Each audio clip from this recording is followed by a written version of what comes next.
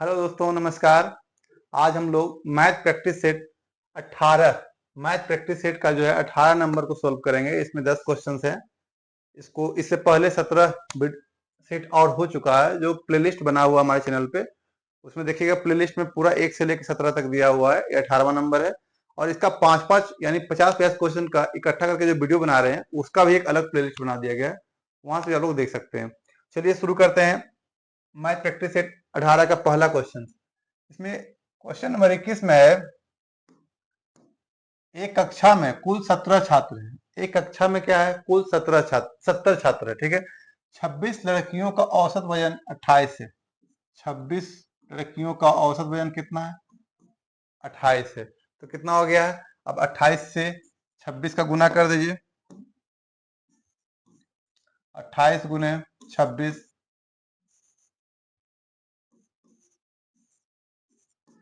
ये क्या हो गया? 728। कितना हो गया? 728। ठीक है। यानी यहाँ लिख दिए 728। अब क्या हो गया? शेष छात्रों का औसत वजन 35 की गिरा है। शेष छात्रों का औसत वजन कितना है? 35 की गिरा है। ठीक है। शेष कितना हो गया? टोटल कितना है? 70 छात्र। 70 में 26 माइनस कर दिए तो कितना हो गया है? 44। यानी 44 छात्र जो है का औसत वजन कितना है? 35। तो ये पूरा वजन कितना हो जाएगा? 44 गुने 35। इसको भी गुना कर लीजिए। 44 गुने 35, ये हो गया 4×12 2, 4×12 1, 13, 0 4 5, ये कितना हो गया है? 1540। यानी 1540 ये हो गया। ठीक है। अब कह रहा है 70 छात्रों का औसत वजन क्या होगा? कह रहा है 70 छात्रों का औसत वजन निकाल रहा है। यानी कुल वजन कितना हो गया है? दोनों को जोड़ दीजिए। क्या हो गया है? 2268। औसत निकालने के लिए क्या करना पड़ता है? पूरा जितना भी वजन है उसमें जितना भी छात्र हैं उससे भाग करेंगे। यानी कितना हो जाएगा? 2268 में भाग कितना करेंगे? 70 से। यानी पूरा छात्र कितने हैं? 70 है। ठीक है। तो कितना हो गया? 7×21 यानी 210। और ये क्या हो गया? 7×2 = 14, यानी 28.0, यानी 32.4। कितना हो गया? 32.4। यानी ऑप्शन नंबर ए इसका बिल्कुल सही है। देखते हैं अगला क्वेश्चन। क्वेश्चन नंबर 22 में है, 250 मीटर लंबी एक ट्रेन 350 मीटर लंबे पुल को पार करने में 30 सेकेंड का समय लेता है। देखिए, ट्रेन एक है 250 मीटर और एक 350 मीटर लंबा पुल है। जब पुल को पार करेगा ट्रेन, तो क्या है कि दोनों की लंबाई क्या है? जुड़ जाता है। ठीक है। तो पूरा लंबाई जब दोनों का जुड़ जाएगा तो पूरा कितना हो जाएगा? 3×2 = 5 = 600। यानी कुल दूरी कितना हो गया? 600। यानी और समय कितना लिया? 30 सेकेंड। ठीक है। तो चाल बराबर क्या होता है? दूरी बटे समय। यानी दूरी अगर 600 हो गया तो समय कितना हो गया? 30। 1010, ये क्या कट गया? 20। यानी 20 मीटर प्रति सेकेंड। चाल क्या हो गया? 20 मीटर प्रति सेकेंड। 550 मीटर लंबे पुल को पार करने में ट्रेन की कितना समय लगेगा? फिर कह रहा है कि एक दूसरा पुल है जो 550 मीटर लंबा है। कितना है? 550। तो 550 मीटर लंबा जब है तो ट्रेन की लंबाई कितना है? 250 मीटर लंबी ट्रेन, यानी 250। अब इसको जो चाल कितना है? 20 मीटर प्रति सेकेंड। 20 से भागा दे देंगे तो कितना हो जाएगा? 5×2 = 7 = 800। यानी 800/20, यानी 1010 कट गया है, यानी 40। क्या हो गया? कितना समय लग रहा है? 40 सेकेंड। यानी ऑप्शन नंबर सी बिल्कुल सही है। देखिए अगला क्वेश्चन। 23 नंबर क्वेश्चन में कह रहा है, एक आयताकार मेज का परिमाप क्या है? 60 सेमी है। आयत का परिमाप बराबर क्या होता है? 2 × लंबाई प्लस चौड़ाई। ठीक है। 2 × लंबाई प्लस चौड़ाई बराबर क्या दिया हुआ? 60 दिया हुआ। ठीक है। आयत का क्षेत्रफल 209 है। क्षेत्रफल बराबर क्या होता है? लंबाई गुने चौड़ाई। लंबाई गुने चौड़ाई बराबर क्या हो गया? 209 सेमी स्क्वायर। मेज की लंबाई निकालना। क्या निकालना? मेज की लंबाई। देखिए, ये 2 से तो कैंसिल हो गया, कितना बच गया? यानी L + B = 30 और LB = 209। अब हमें निकालना क्या है? मेज की लंबाई, यानी L निकालना है। ठीक है। तो यहाँ प्लस प्लस का दिया हुआ है, यहाँ गुना भी है, तो हम लोग माइनस निकाल लेते हैं, एल माइनस बी यानी ए माइनस बी का होल स्क्वायर बराबर ए प्लस बी का होल स्क्वायर माइनस 4ab। ठीक है, ये क्या है फॉर्मूला इसका, a माइनस बी का होल स्क्वायर बराबर a प्लस बी का होल स्क्वायर माइनस 4ab। देखिए यहाँ a प्लस बी यानी l प्लस बी का मान दिया हुआ है, गुना भी दिया हुआ है, ये भी बराबर दिया हुआ है, तो माइनस का मान निकालेंगे तभी तो निकलेगा इसका मान। ठीक है, अलग अलग, तो इसके बराबर ये निकालना मुझे, a प्लस बी बराबर कितना हो गया, a प्लस 30, 30 गुने 30 कितना हो जाएगा, 30 का स्क्वायर करेंगे तो 900, ये हो गया 900 माइनस 4lv यानी एलवी बराबर कितना है 209।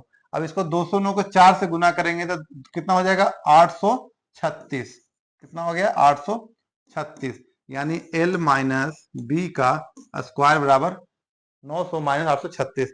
अब दोनों को माइनस करेंगे कितना आ जाएगा 64, क्या आ गया 64 यानी एल माइनस बी का होल स्क्वायर बराबर 64 यानी एल माइनस बी बराबर क्या आ गया, इसका वर्गमूल, ये जो वर्ग है वर्गमूल निकल जाएगा, क्या हो गया 8 यानी 8 आ गया है जो एल माइनस बी बराबर।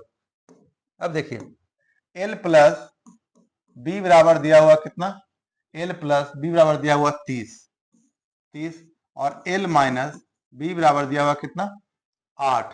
ठीक है, अब देखिए अब एल का मान अगर निकालना है, ज्यादा वाला नाम निकालना, दोनों को जोड़ के 2 से भागा दे दीजिए तो कितना हो जाएगा एल बराबर 19, और कम वाले का निकालना यानी माइनस इसमें हो रहा है तो दोनों माइनस करके क्या कीजिए 2 से भागा दे दीजिए, माइनस कितना हो जाएगा 22 यानी 11 यानी एल बराबर 19 और बी बराबर 11 आया है। आप इसको ऐसा भी कर सकते हैं, दोनों को ऐसे कैंसिल करके 2 लंबाई बराबर 30 8 38 और 2 से ये कट गया है तो क्या हो गया एल बराबर 19। ठीक है, ये थोड़ा सा शॉर्ट हो जाता है, तो यही लंबाई बराबर क्या आ गया 19। यहाँ पूछ कह रहा है तो मेज की लंबाई क्या है, मेज की लंबाई पूछ रहा था तो लंबाई बराबर 19 है यानी ऑप्शन नंबर बी बिल्कुल सही है। देखते हैं अगला क्वेश्चन। देखिए 24 नंबर क्वेश्चन में कह रहा दो वृत्तों की त्रिज्याएं 15 सेमी और 8 सेमी है, दो वृत्त है उसका त्रिज्या अलग अलग कितना है 15 सेमी और 8 सेमी। यदि एक तीसरे वृत्त का क्षेत्रफल दोनों वृत्तों के क्षेत्रफल का योग के बराबर है, वृत्त का क्षेत्रफल क्या होता है pi r square, pi r square. ठीक है, पाई आर स्क्वायर। तो अब इसमें कह रहा पहले का दो वृत्तों की त्रिज्या यानी इसका अगर 15 है तो ये कितना हो जाएगा पाई आर स्क्वायर, आर बराबर 15 रखेंगे तो 15 गुने 15 225 यानी क्या हो जाएगा 225, 225 पाई हो जाएगा। ठीक है, तो यहाँ अगर 15 है 225 आ गया, ठीक है 225 पाई। अब यहाँ 8 है तो क्या हो जाएगा 64 पाई। अब अगर हम दोनों को प्लस कर लें तो क्या हो जाएगा 289 पाई। ठीक है, तो इसमें से अब 289 पाई अगर आ क्षेत्रफल बराबर, तो क्षेत्रफल बराबर क्या होता है फॉर्मूला पाई आर स्क्वायर बराबर 289 पाई, पाई पाई कैंसिल हो गया, आर स्क्वायर 289 तो आर बराबर क्या हो जाएगा 289 का वर्गमूल निकल जाएगा यानी 17, वर्गमूल कितना आ गया 17 यानी ऑप्शन नंबर ए बिल्कुल सही है। देखते हैं अगला क्वेश्चन। 25 नंबर क्वेश्चन में कह रहा है कि पी क्यू को एक वस्तु 5% हानि पर बेचता है, पी जो है ना क्यू को एक वस्तु 5% हानि पर बेचता है, क्यू उस वस्तु को आर को 20% हानि पर बेचता है। देखिए पी है, क्यू है और आर है, ये क्या कर रहा है 5% हानि पर बेच रहा है। ठीक है 5%, और क्यू उस वस्तु को आर को 20% हानि पर, ये कितना बेच रहा है 20% हानि पर बेच रहा है। ठीक है, पी क्यू आर यानी आर को बेच रहा है। यदि आर वस्तु के लिए 2812 यानी ये जो है 2812 रुपया का भुगतान करता है, आर 2812 का भुगतान करता है यानी ये इसको देता है 2812 रुपया, तो पी के लिए क्या है इसका निकालना है, हमें क्या निकालना है इसका निकालना है। अब सोचिए इसमें देखिए पी बराबर अगर हम एक्स मान लेते हैं तो ये पहले 5% लॉस किया है यानी एक्स का कितना हो जाएगा 95%। ठीक है, का फिर से एक 20 में माइनस कर रहा है तो क्या हो जाएगा इसका 80%, 80% बराबर क्या हो गया 2812। एक्स बराबर क्या हो जाएगा 2812 गुने 100 गुने 100 बटे 95 गुने 80। ठीक है, अब इसको सोल्व कर दीजिए, 20 बचे 20 चौक 80, 5 गुने 19 4 क्या आ गया, 4 × 25। अब 19, 2812 को 19 से कर दीजिए, यहाँ क्या बच गया 25, बाकी सब खत्म है, ठीक है। तो 2812 को अगर हम लोग 19 से कर दें तो कितना हो जाएगा, 176। ये कितना बच गया है, 1 और 2, यानी कितना बच गया 8, ठीक है। 9×72, 2 7 15, यानी ये क्या हो गया 148 आ गया है। अब देखिए ऊपर में ये 19 जो है, 19 भी कट रहा है किससे, 148 बार में, 148 बार में। अब 148 गुने 25 करेंगे तो कितना आ जाएगा, 148 गुने 25 कर लीजिए, 148 गुने 25 यानी क्या हो जाएगा,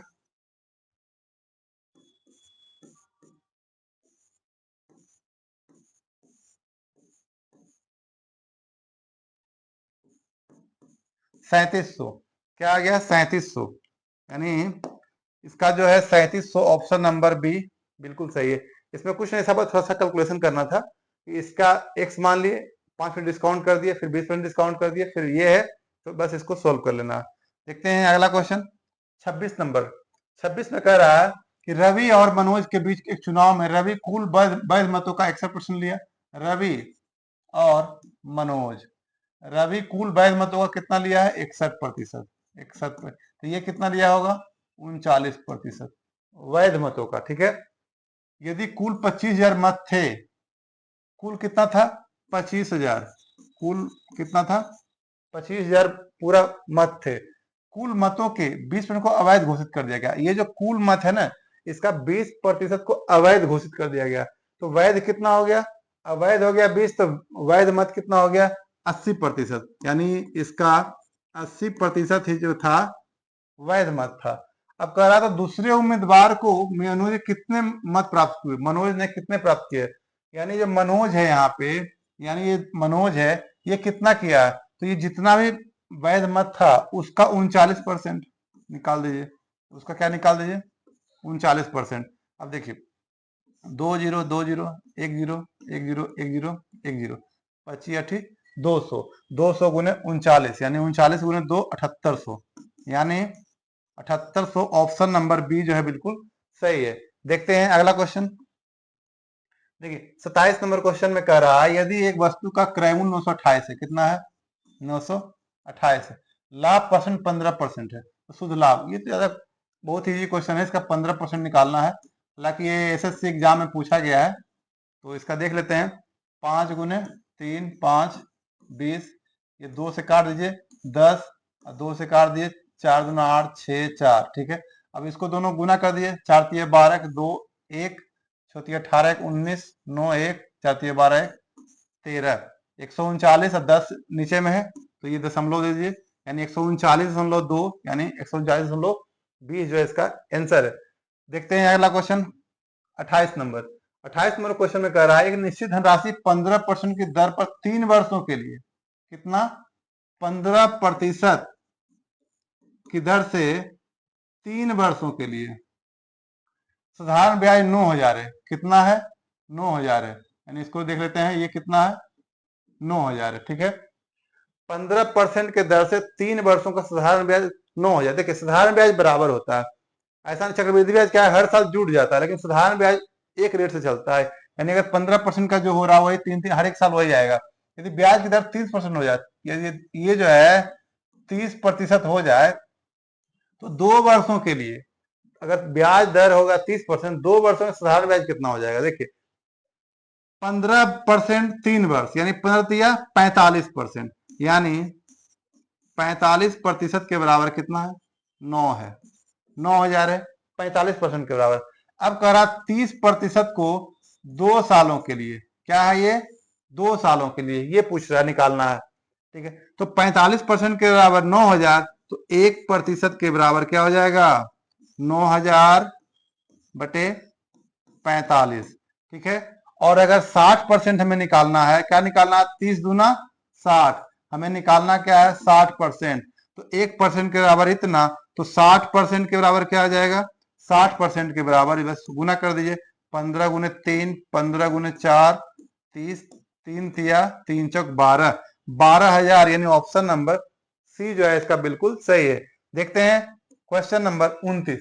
देखिए 29 में कह रहा पहले 2 महीनों के लिए एक परिवार का औसत मासिक व्यय इतना है।